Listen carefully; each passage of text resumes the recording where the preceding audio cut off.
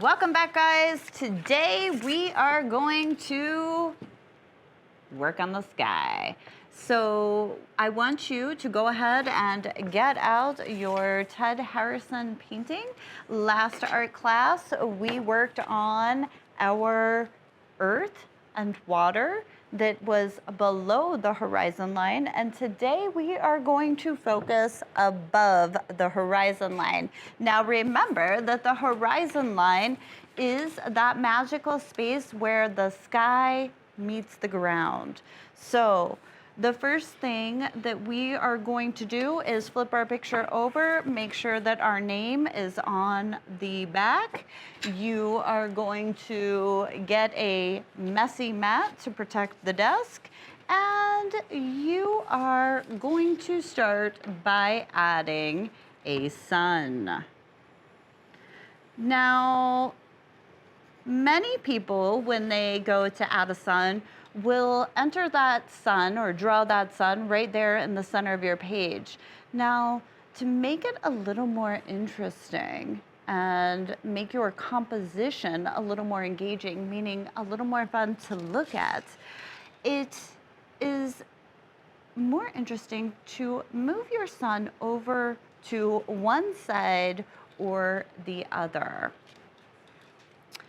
And we are going to do something similar that we did with the ground, where we are going to activate the space by using some curved lines.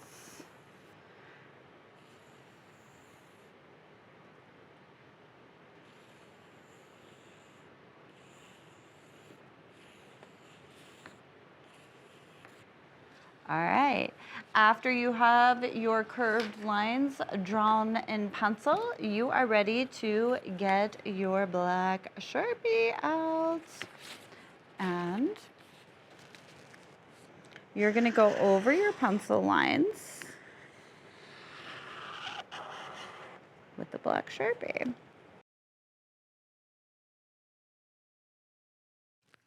Return your Sharpie to the art store, and you are ready to begin painting your sky. Now, all of the paint and all of the materials that you're gonna need for painting are over at the paint station. If you have no one sitting next to you, then you are free to use the paint palette yourself. If you have a neighbor, I want you to share that paint palette with your neighbor. Now, for the painting, make sure your brush is clean.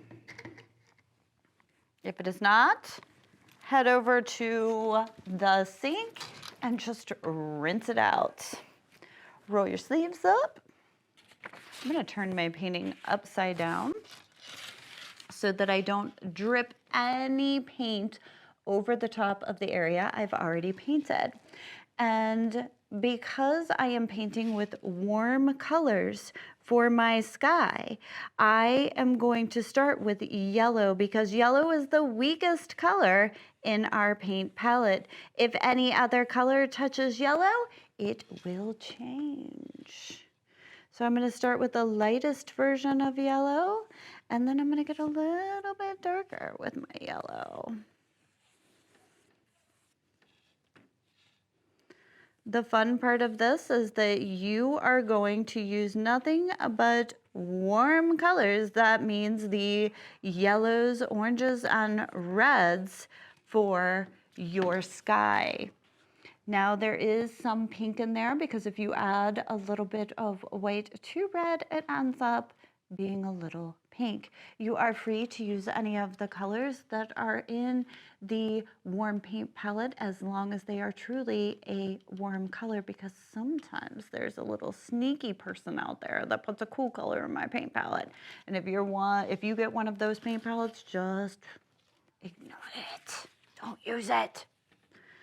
All right, we're gonna speed this up, and I'm going to let you watch me paint in like super speed mode.